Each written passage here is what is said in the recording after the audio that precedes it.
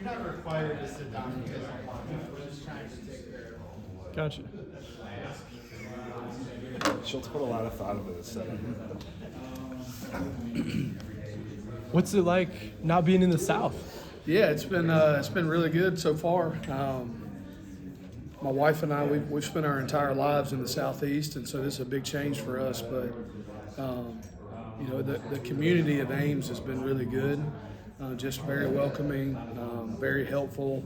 The Iowa State community, just the people here have been, just off the charts in terms of helping us get adjusted and helping us find, a home and a school system and resources that we need for things in our family. It's been very good so far. I got to get used to the colder weather, but it's been great. It's a beautiful area. I grew up in a really, really small town myself, and so did my wife, and so the small town is what we're used to and what we kind of thrive in. So we're excited to be here. What town are you from? I grew up in Toccoa, Georgia. Nice. So the far northeast corner of Georgia, right on the base of the Appalachian Mountains. And then my wife grew up in western North Carolina in a town called Columbus, North Carolina. So that's where we're from. We met when I was playing football at Western Carolina. So. Are you hoping to bring some of that SEC kind of offensive line culture up north here to Ames? Yeah, I think something that the Midwest does a great job of is developing and having offensive line play. I think this part of the country has been the best at it over the last 25 years, and so I'm excited to be in this area to recruit that type of kid to this program that's made Iowa State successful in the past, and obviously being in the SEC and being around some really good coaches from an offensive standpoint, bringing some stuff that we've done in the past to mix in with what Coach Roll does.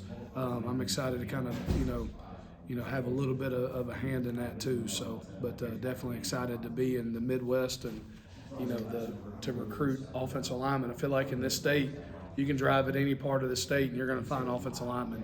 I learned that 2 or 3 weeks ago when I went on the road. Just every school I went to had an offensive lineman that we were will or are going to be recruiting. So that part's going to be fun. How would you describe your philosophy on offensive line play? Yeah, I think it all starts with being disciplined. Being an offensive lineman is obviously not a glorious position, right? It's a physical position. It's a mentality that you have to create every day. I think it starts with being disciplined in how you practice, being disciplined in how you treat your body, because you go out there and you practice a bunch and you lift weights a bunch. You got to make sure you're taking care of your body. You got to make sure that you're disciplined in your assignment and your alignment. I think toughness is obviously a huge piece of it. Learning how to be tough. I think toughness is something that is taught through culture. I think you can teach somebody how to be tough. And then the last part of it is just being loyal to Iowa State and to our team and doing the dirty work that it takes to go be successful. So those are probably our 3 core principles with discipline, toughness, and loyalty. But a physical brand of football, we want to run off the ball. We want to set the tone up front. We want to bring the physicality to the game. We don't want to wait for somebody else to throw the first punch to say we want to go and throw that first punch and be the aggressors in every situation. When it comes to the body types that you like, is it big? Is it fast? Obviously you'd like both, but if you had to pick, what does a Jake Thornton offensive lineman look like and play like? I think definitely the most important thing is from a body standpoint and from a physical standpoint is athletic ability. The game is so athletic now in the box. Just because you have a big body doesn't mean you can go block people at a high level. We want guys that are long, athletic, and can build into the frame of being a heavier guy, right? But typically speaking, like from a high school standpoint, we like guys that can grow into their frame more. If a guy's heavy in high school, that's great as long as they already have that athletic ability. But we love the guys that can grow into that frame and keep that athletic ability, as they enter in the 300 to 315 range. And That's probably the biggest physical deal. And then guys who have great balance and body control. When you watch an O-lineman, if they're always up and engaged in blocks, they can be successful.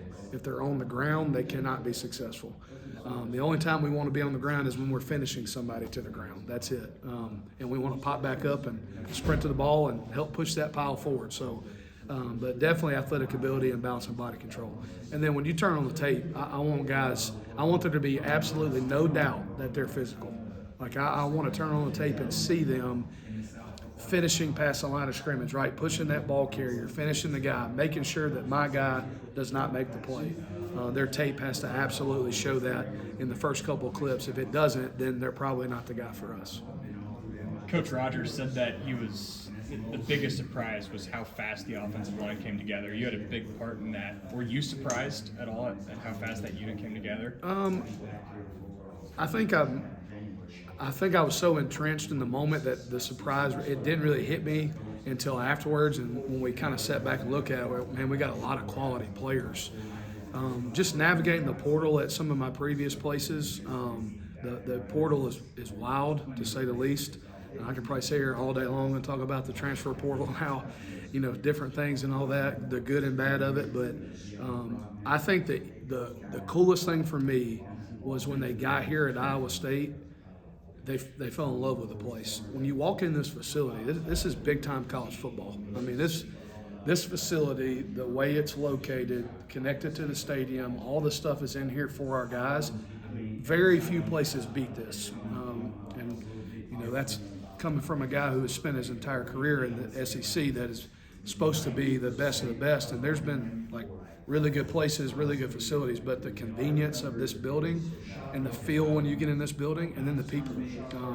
When they met with Coach Rogers, when they met with Coach Roll, the confidence and the seriousness of football comes out. And I do believe that every guy we sign on the O-line, from a transfer portal standpoint, is serious about football and wants to be great at football. And I don't think you can come to this place and not feel that immediately when you walk into the building, from just an administrative standpoint, the culture of Iowa State, and then the people that now are in the building. So The balance of that line between a couple of other Power 5 guys coming in, some FCS and D2 All-Americans coming up, how do you envision that competition being when you've got different backgrounds at all spots? Yeah, I'm excited about it. I think competition breeds greatness. I think if you want to be the best, you got to compete on a daily basis, not only with yourself but with the people around you. And I'm excited to see how it shakes out. I think we got a lot of good players that returned from the previous team, that came in from different places. That some guys have a ton of reps banked at their previous places, some guys do not. And so I'm excited to see how it all shakes out through spring practice. But I think the competition is going to be real at all 5 spots, and multiple layers of those spots. And so and it's already started. Guys are working really, really hard right now, and they're doing what they're supposed to be doing, and they're always trying to meet extra and do the things it takes. So very excited about the direction that we're headed. And spring ball will be the test, right? Because right now we haven't hit anybody, we haven't blocked anybody, and all these are just words. But I'm excited to go out there and put it to action here in a couple weeks. What's been the process for you guys as a staff of putting together what this offense is going to look like when you step out onto the field next month? Yeah, I think even though our offensive staff is not all work together at the same time, I've known Coach Roll for the better part of 10 years now, and he and I have tried to connect at multiple different spots on his end and on my end, and so I've probably talked more football with Coach Roll over the last 8 or 9 years than anybody that I haven't been in an actual room with. And so I think all of us that came in, we knew the identity already, because Coach Roll is very clear on the identity of what this offense is going to be. And so it's just been a matter of putting verbiage together, meeting a bunch, getting on the same page, going through the finer details. And that's a process that will continue through the course of spring practice. There's always going to be something that you didn't cover when you're just in there meeting that happens on the field, because we're going to be going against such a good, structurally sound defense with Coach Rogers and Coach Bobbitt and what they've done at South Dakota State and Washington State. So, I'm excited to get out there and put it to the test. Is the biggest lift the verbiage, the language of how you are going to communicate it to the players, making sure you guys all figure that out together? Yes, formations are formations no matter where you go. Plays are plays. Everybody kind of runs the same type stuff. It's just the finer details of it, the verbiage, not only from coach to coach, but then coach to player. Because all these guys, we talked about how many new guys we have, and the guys that were on the previous team, it's new for everybody. Even Dre Carter came with me from Auburn, but it's totally different verbiage than what we use there. So it's new for everybody. And so it's the biggest thing is time. Is we have to really squeeze out every ounce of time that we have with each other, because that's where this is going to be built through. What was your pitch to Carter to get him to follow you to Ames? Yeah, obviously I've recruited Dre out of high school, modern day, best high school program in the country in terms of the success they've had. And so just the relationship piece of it, we were building him into becoming a guy that was going to really contribute in year 3 at Auburn. And so when I came here, and then when he decided to enter the portal, it was a pretty easy conversation. The biggest thing was I wanted him to get up here and see the place, because words can't put what this place is. You got to come and see it for yourself. Because when you step in, when you pull into Ames and you see this facility and you see the football stadium, and I went to a basketball game before Christmas and was just blown away by the fan support and the pride for Iowa State. You can't help but have a sense of pride to be a part of this place. And so I wanted Dre to feel that. And once he was here, I could tell in his face that this was going to be the place he was going to come to. So, had you ever? You said Tyler was really clear with the vision of what this offense would be. How did he communicate that, and what he was envisioning? Yeah, physicality is the biggest thing. Is being physical at the line of scrimmage, running the football, controlling the line of scrimmage, controlling the time of possession in terms of physicality, being efficient with the pass game, being multiple with our looks.